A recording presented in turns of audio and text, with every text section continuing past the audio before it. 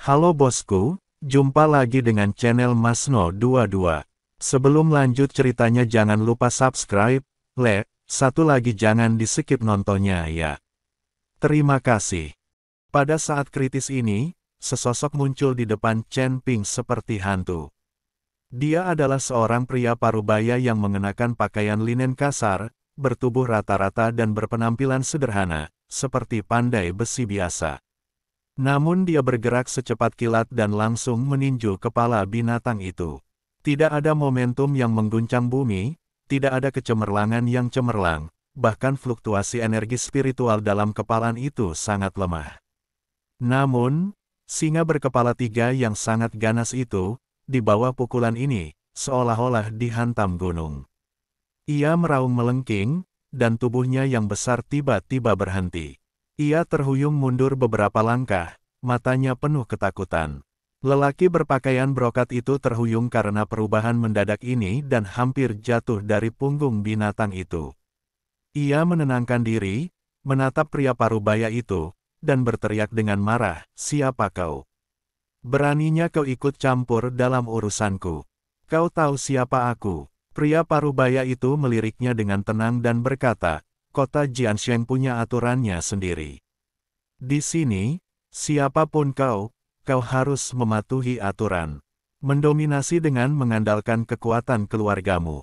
Tak seorang pun akan menoleransimu." Setelah berkata demikian, dia berbalik dan pergi tanpa melihat ke arah lelaki berpakaian brokat itu, lalu segera menghilang di antara kerumunan, seakan-akan dia tidak pernah muncul. Lelaki berpakaian brokat itu menatap punggung lelaki parubaya itu, lalu menatap tatapan aneh dari orang-orang di sekitarnya, dan wajahnya pun berubah pucat dan biru. Dia mendengus dingin, senyum menghina muncul di sudut mulutnya, dan berkata kepada para pengikutnya, "Sekelompok orang desa, kalian tidak tahu apa-apa." Dia menepuk kepala singa berkepala tiga, menunggangi binatang itu, dan berjalan menuju kota dengan bangga. Ketika berpapasan dengan Chen Ping, dia sengaja berhenti dan memperhatikan Chen Ping dari atas ke bawah. Melihat Chen Ping hanyalah seorang kultivator dari alam abadi, pria berpakaian brokat sedikit terkejut. Dia baru saja turun dari binatang itu dan dengan lambaian tangannya, binatang itu menghilang. "Bagaimana seorang pengembara abadi sepertimu bisa sampai di sini?" tanya lelaki berpakaian brokat itu dengan rasa ingin tahu. "Apakah ada aturan bahwa alam Sanxian tidak bisa datang ke sini?" Chen Ping bertanya tanpa menunjukkan kelemahan apapun. Pria berbaju brokat itu tertegun sejenak, lalu tertawa, "Kau punya nyali. Meskipun wilayahmu tidak tinggi, kau cukup berani. Kenapa kau tidak bersembunyi saja tadi?" "Aku takut, kakiku lemas, aku tidak bisa bergerak." Chen Ping Dao. Pria berbaju brokat itu tertegun sejenak, lalu tertawa dan berkata, "Orang yang menarik. Kau baru di kota pedang suci, kan? Namaku Zhao Tianyi. Jadilah adikku mulai sekarang. Ikuti aku. Tahukah kau asal-usul namaku? Tianyi, Tianyi, di surga ini, akulah nomor satu." "Bene, kau membual," kata Chen Ping dengan tenang. "Kamu tidak percaya?" tanya Zhao Tianyi. Chen Ping menggelengkan kepalanya, "Tidak, kecuali kau bisa menunjukkan kemampuanmu padaku. Aku tidak bisa menganggap orang yang sombong sebagai kakakku. Semua orang tahu namaku, Zhao Tianyi, tapi kamu tidak mempercayainya. Aku punya 1.000.000 batu abadi di sini, kau bisa menggunakannya. Kalau tidak cukup, beritahu saudaramu." Zhao Tianyi langsung mengeluarkan tas penyimpanan, yang berisi jutaan batu abadi. Chen Ping memperhatikan dan menyadari bahwa orang ini tidak sedang membual, dia benar-benar memiliki 1.000.000 batu peri. Orang ini yang dengan santainya memberi seseorang 1.000.000 batu abadi, entahlah dia idiot atau saudara generasi kedua yang murni. "Kakak," Chen Ping menyimpan tas penyimpanannya. "Layak untuk menukar seorang kakak dengan 1.000.000 batu abadi. Hahaha, di kota suci pedang ini, kalau ada yang berani menindasmu, sebut saja namaku, dan kau akan berhasil." Setelah Zhao Tianyi selesai berbicara, dia berbalik dan memasuki kota pedang suci. "Chen Ping, Apakah orang ini idiot? Humazi tak kuasa menahan diri untuk bertanya sambil menatap punggung Zhao Tianyi. Menerima seseorang begitu saja sebagai adikmu dan memberinya jutaan batu abadi, ini gila. Entah aku bodoh atau tidak, tapi setidaknya perjalanan kita tidak sia-sia. Chen Ping sedikit mengangkat sudut mulutnya, lalu mengikuti Humazi ke kota suci pedang. Setelah memasuki kota, Chen Ping kembali menatap pria dan wanita di gerbang kota. Keduanya masih tak bergerak. Niat pedang kedua belah pihak telah meledak hingga ekstrim. Tak lama lagi kedua belah pihak akan menderita kerugian. Cahaya keemasan melintas di mata Chen Ping, dan niat pedang tak terlihat muncul dalam sekejap. Pria dan wanita di gerbang kota tiba-tiba mengguncang tubuh mereka, dan kemudian mereka berdua menunjukkan ekspresi ngeri, dan melihat ke arah Chen Ping. Namun, Chen Ping mengikuti Humazi dan berjalan maju, dan hanya punggung Chen Ping yang terlihat. Chen Ping dan Humazi mengikuti kerumunan memasuki kota pedang suci.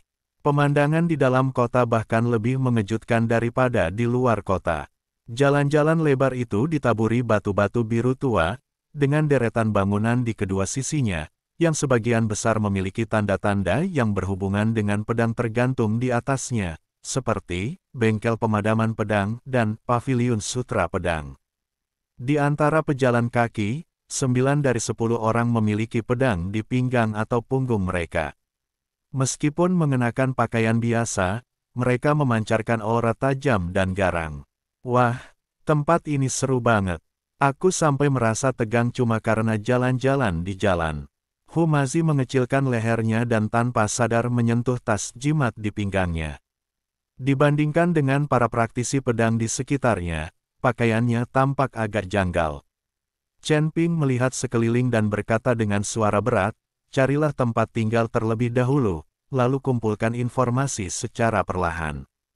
Keduanya berjalan di jalan selama sekitar 1 batang dupa dan akhirnya memilih sebuah penginapan bernama Yingkelu. Penginapan ini cukup besar, dengan model 2 pedang raksasa yang bersilangan tergantung di pintu, memancarkan semangat kepahlawanan.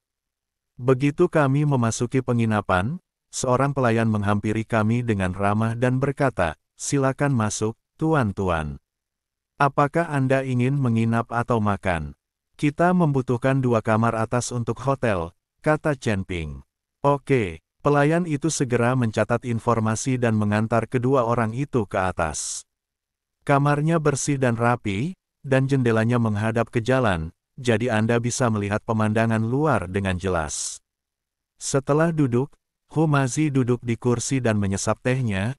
Chen Ping, ada begitu banyak kultivator pedang di kota pedang suci, apakah menurutmu ada orang-orang dari istana Dao jahat? Sulit untuk mengatakannya. Chen Ping berjalan ke jendela dan melihat kerumunan yang ramai di jalan. Kuil Dao jahat bertindak secara rahasia. Karena ini adalah tanah suci bagi para kultivator pedang, meskipun mereka memiliki kuil cabang, mereka mungkin tidak melakukannya secara besar-besaran. Kita harus bertindak hati-hati dan mencari penduduk setempat untuk menanyakan situasinya terlebih dahulu. Pada saat ini, Chen Ping sedikit mengernyit. Ia merasakan kehadiran samar yang diam-diam mengikuti mereka, yang tak pernah berhenti sejak mereka memasuki kota. Ada apa? Humazi memperhatikan ada yang tidak beres dengan Chen Ping dan bertanya. Kita sedang diikuti, bisik Chen Ping, mereka mengikuti kita dari gerbang kota.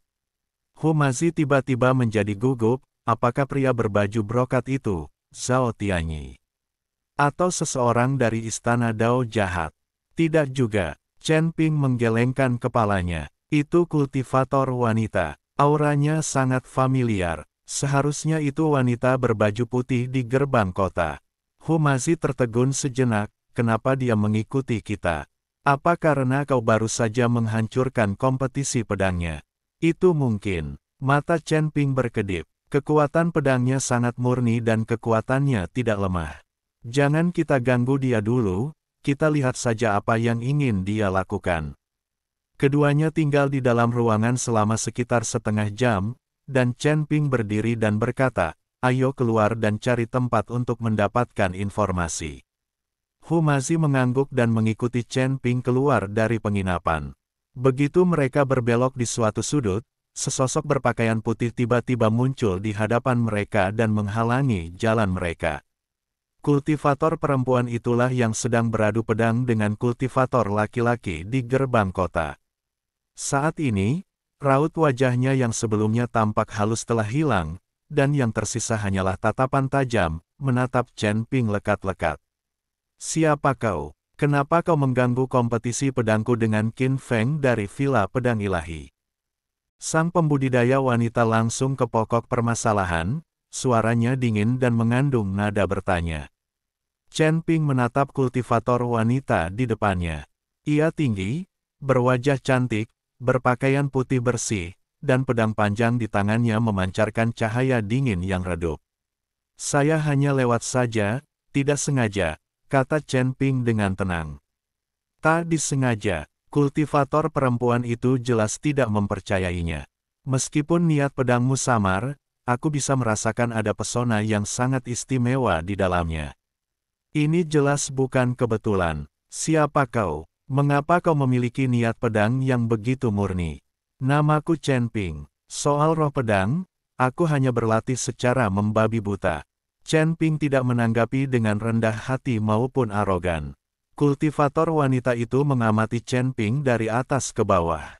Melihat bahwa Chen Ping hanya setingkat makhluk abadi yang tersebar, secercah keraguan melintas di matanya, bisakah makhluk abadi yang tersebar memiliki niat pedang seperti itu? Apa kau pikir aku anak berusia 3 tahun? Sebelum ia menyelesaikan kata-katanya, kultivator wanita itu tiba-tiba bergerak. Pedang panjang di tangannya berubah menjadi pelangi putih, dan dengan energi pedang yang tajam, ia menusuk ke arah Chen Ping. Pedang itu datang cepat dan tajam, membawa momentum yang luar biasa, seolah-olah hendak menembus Chen Ping. Wajah Humazi berubah drastis dan dia berseru, hati-hati. Tatapan Chen Ping terfokus, tak berani lengah. Kekuatan spiritual di tubuhnya langsung bersirkulasi, dan pedang pembunuh naga muncul di tangannya, lalu ia menangkis pedang kultivator perempuan itu. Dentang, kedua pedang itu saling beradu, menghasilkan suara dentuman logam yang tajam. Gelombang udara yang kuat menyebar ke segala arah, membuat papan nama toko di dekatnya berdengung. Chen Ping hanya merasakan datangnya suatu kekuatan besar, lengannya menjadi sedikit mati rasa, dan tanpa sadar dia mundur 2 langkah. Sang kultivator perempuan juga terkejut dan mundur selangkah, dengan sedikit ekspresi terkejut di matanya. Ilmu pedangmu. Kultivator perempuan itu menatap pedang pembunuh naga di tangan Chen Ping dan gerakan pedang yang baru saja dilakukannya, dengan ekspresi tidak percaya di wajahnya. Apakah ini teknik pedang dari sekte pedang? Hati Chen Ping tergerak. Ia tak menyangka kultivator perempuan ini ternyata bisa mengenali ilmu pedang sekte pedang. Ia ingat bahwa ketika berada di surga ketiga, ia memang telah mempelajari beberapa teknik pedang di reruntuhan sekte pedang yang telah hancur. Di saat-saat putus asa, ia secara tidak sadar menggunakannya. Aku tidak tahu sekte pedang apa itu. Aku sendiri yang menemukan teknik pedang ini, bantah Chen Ping. Kultivator perempuan itu menggelengkan kepalanya, tatapannya semakin tajam, mustahil.